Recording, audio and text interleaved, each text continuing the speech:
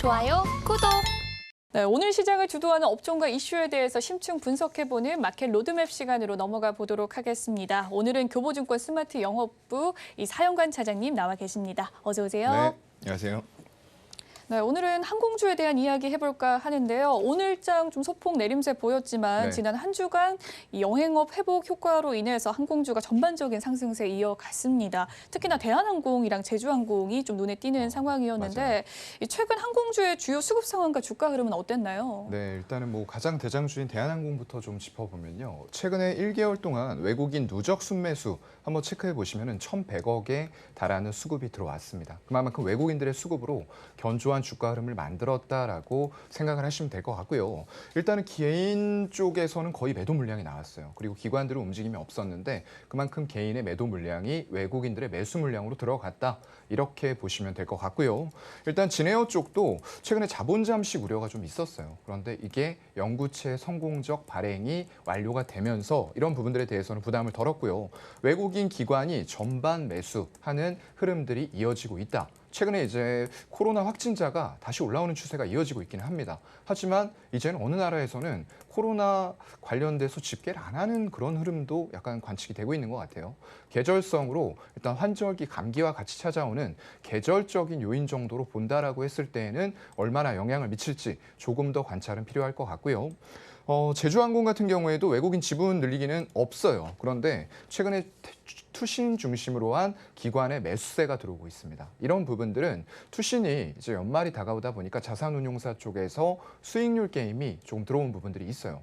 시장이 많이 안 좋았지만 이 시장의 수익률도 못 따라간 펀드 매니저들은 발등에 불이 떨어졌죠. 그렇다 보니까 종목들을 잡아서 집중적으로 외국인들의 매도 속에서도 그냥 잡아서 끌어올리는 이런 형태들은 여러분들이 단기 트레이딩으로 쫓아가는 정도로만 접근을 하셔야지 결국 중장기적인 관점에서는 물가가 피크아웃해서 떨어지고 외국인들이 지분을 착실하게 늘려나가는 종목에 대해서 중장기적인 투자의 관점이 유효할 것 같습니다.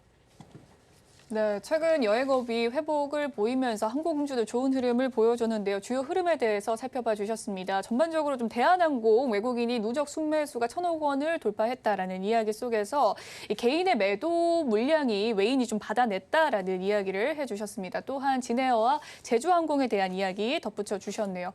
다만 이 순항하는 대한항공 주가에 아시아나항공과의 합병은 좀 주가 향방을 가릴 주요 변수로 작용이 될 것으로 보입니다. 특히나 영국이 양사의 합병이 좀 제동을 걸기도 했었는데요. 네. 이 아시아나항공 또 주가 큰 폭으로 하락을 하기도 했고 네. 이 합병에 따른 대한항공의 주가 전망은 어떻게 보셨을까요? 글쎄요. 좀 긍정적으로 보는 시각도 있고 부정적인 부분들도 같이 공존을 하고 있는 것 같아요.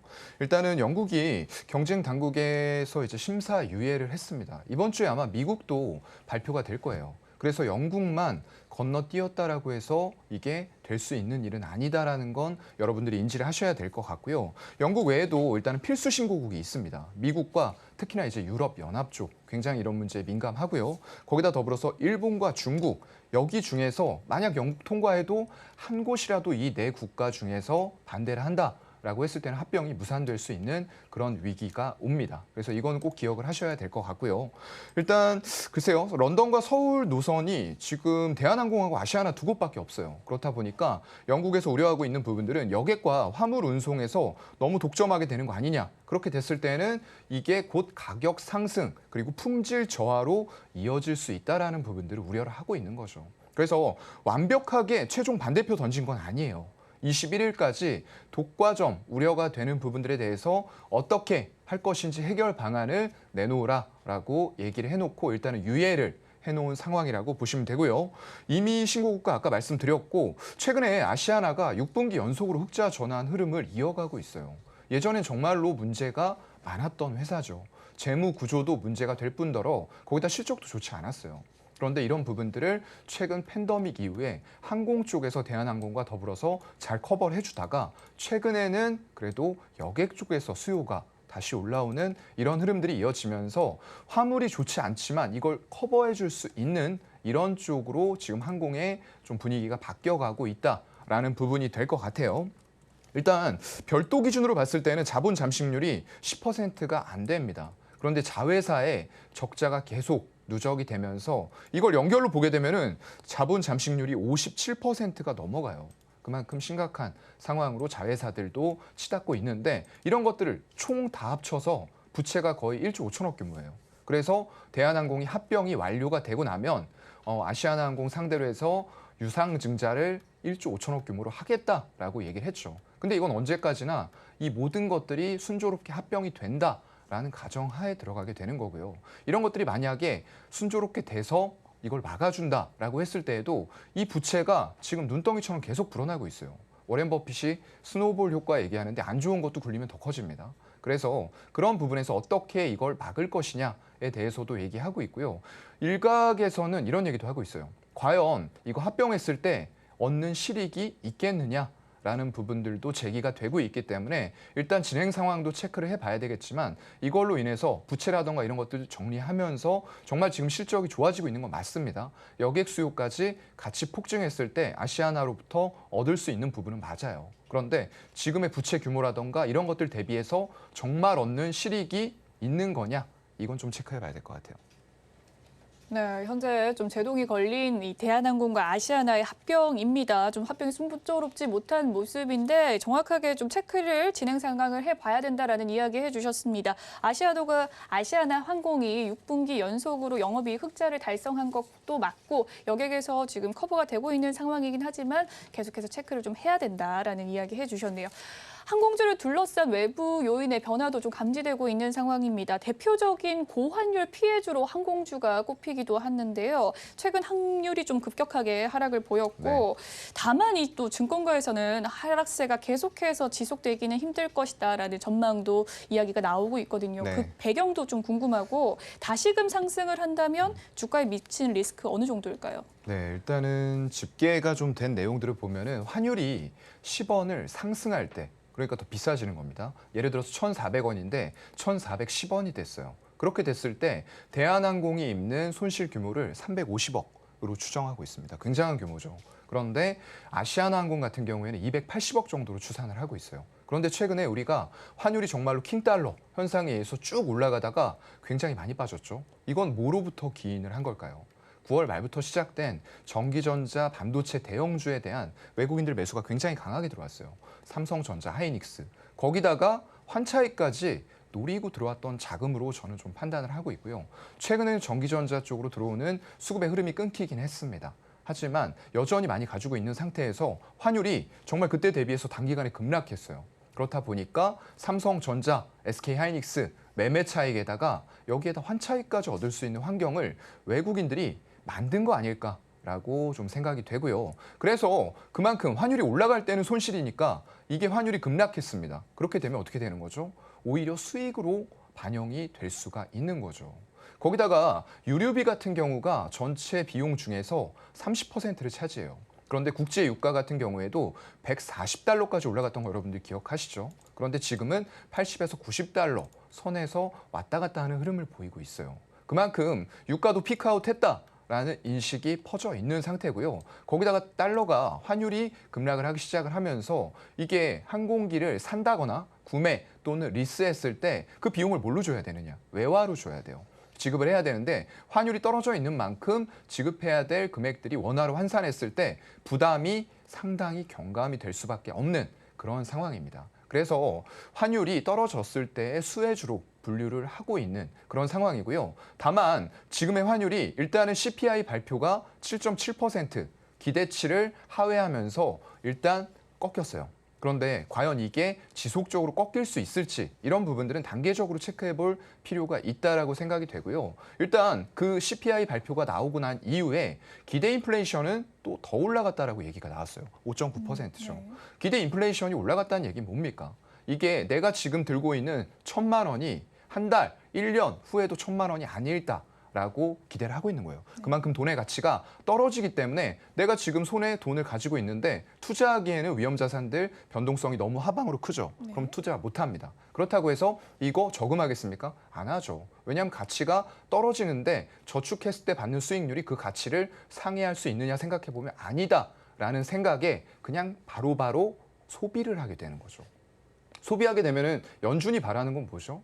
소비를 꺾는 겁니다. 그렇기 때문에 물가를 올려서 인플레이션을 잡고 소비를 꺾으려고 하는 건데 그게 지금 마음대로 안 될 수도 있다. CPI는 하회를 했지만 여전히 연준의 목표치, 물가 목표치 몇 %죠? 2%대입니다. 괴리가 너무나도 커요. 그래서 일단 1차적으로 안심할 수 있는 구간은 들어오긴 했는데 우리는 추가적으로 확인해야 될 게 있죠. 일단 12월 1일 날 미국의 현지 시간으로 발표가 되는 개인 소비 지출. 이거는 CPI보다 연준 쪽에서 물가 그리고 금리를 만질 때 더 중요하게 보는 지표예요. 그렇기 때문에 반드시 알람 맞춰놓고 어떻게 나오는지 체크하셔야 되고요. 두 번째로 여러분들이 할 일은 12월 14일 미국 현지 시간으로 나오는 11월 CPI가 여기에서 한 번 더 정말로 의미 있게 떨어지느냐. 거기에서도 떨어진다라고 했을 때는 12월이 정점이 될 수가 있다라는 거예요. 50bp 올리겠죠. 그 이후에 내년에는 25bp 한 번 정도 그러면 그 캐파가 크지 않습니다. 그럼 그만큼 주가에는 선반영이 되면서 상승 무드로 갈 수도 있겠다라는 말씀을 같이 좀 드립니다. 네, 최근 CPI 하회와 더불어서 킹달러가 좀 완화되는 모습으로 항공주에게 좀 수혜가 간 모습인데요. 앞으로 11월 1일에 있을 이 개인 소비 지출 지표를 좀 확인하는 것이 중요하겠고 또 더불어서 11월 CPI까지 좀 예상치를 하회하는 것이 중요할 부분인 것 같습니다. 특히나 중국 이 제로 코로나 정책 완화 소식 속에서 항공주에 또 수혜가 작용이 되기도 했었는데요. 중국 보건당국은 3년 가까이 걸어왔던 이 빗장을 좀 다소 완화하기로 전했습니다. 항공주에 좀 추가 상승 동력으로 작용하게 될 수 있을까요? 작용을 할 수는 있는데요. 이거 내용 보면은 그렇게 크게 유의하지는 않았어요. 일단은 부동산, PF 이런 쪽 관련해서 더 신경을 쓰고 있는 것 같고요. 일단 하늘길 여는 데 있어서는 크게 신경을 쓰는 분위기는 아닌 것 같습니다. 왜냐하면 자가격리는 그대로 들어갔고요. 시설격리가 7일에서 5일로 줄여줬어요. 근데 이게 과연 크게 영향을 미칠까라고 생각해 보면은 그렇게 큰 요인은 아니다라고 생각이 되는데 어쨌건 일단은 갇혀 있었던 꽁꽁 닫혀 있었던 중국의 하늘길이 열리는 건 중요합니다. 왜냐하면 해외 여행 가는 부분들에 있어서 가장 중요한 쪽이 바로 일본과 중국이에요. 그렇기 때문에 이런 쪽들이 노선이 살아난다라고 했을 때에는 그만큼 수익성이 호전될 수 있는 여지가 있는 거죠. 그래서 일단 중국이 조금 더 빗장을 풀면서 완벽하게 자가격리라던가 시설격리를 없애는 정도까지 간다라고 했을 때는 더욱더 큰 효과가 나올 수 있긴 있는데요. 하지만 어쨌건 이런 흠에도 불구하고 일본이 먼저 무비자 입국으로 길을 열어줬죠. 그 이후에 중국도 차분차분히 열어가면서 노선의 각 지역별 운항 횟수는 분명히 증가하고 있다라는 것도 팩트일 것 같습니다. 네, 중국의 이야기 함께 들어봤고요. 항공주 내에서 좀 종목을 선정을 해본다면 탑픽 종목 무엇이 될 것 같나요? 아무래도 대한항공일 것 같아요. 결국에는 왜냐하면 이게 지금 다른 LCC 쪽은 여객 수요, 그동안의 항공 화물로 실적을 커버해주지 못했습니다. 하지만 이런 어려운 시기에 오히려 대한항공 같은 업체는 엄청나게 화물 운송을 많이 했죠. 왜냐하면 물동량이 너무 많이 몰리다 보니까 이 선박 같은 경우로 많이 이제 벌크라던가 원자재 이런 것도 운송을 합니다. 그런데 그런 것들이 너무 많이 쌓여 있었어요. 그리고 선박 정체라던가 이런 것들이 있다 보니까 제때제때 납기를 맞출 수가 없었던 거죠. 그렇다 보니까 비록 운임이 더 비싸다고 하더라도 항공 쪽에 대한 화물 수요가 폭증을 했던 거예요. 그러면서 다른 항공사들이 어려운 시기를 보낼 때 정말로 대한항공 서프라이즈한 실적을 계속 이어왔어요. 그런데 지금은 이제 항공 쪽은 약간 피크아웃, 우리가 제일 싫어하는 단어죠. 피크아웃 할 때가 되긴 됐습니다. 예전에는 이렇게 가파르게 오르던 수치가 이제는 오르긴 올라요. 그런데 기울기 자체가 꺾여버리는 거죠. 그런 걸 우리는 이제 싫어하고 주가의 선반영이 되기 마련인데 이것만 가지고 대한항공을 얘기할 수 있느냐? 그렇지 않습니다. 화물이 꺾이는데 그 부분을 커버해 줄 수 있는 여객 수요가 더 급증을 하고 있다는 거예요. 지난 10월에 인천공항의 이용자 수를 파악을 해보니까 굉장히 급증한 수치가 나왔어요. 전년 동기 대비했을 때 300% 증가된 수치고요. 그리고 해외 여행객 수 자체도 일단 코로나19가 발생하기 전 그러니까 100%라고 봐야 되죠. 정상적인 상황 대비했을 때 40%까지 지금은 올라와 있는 그런 상황이에요.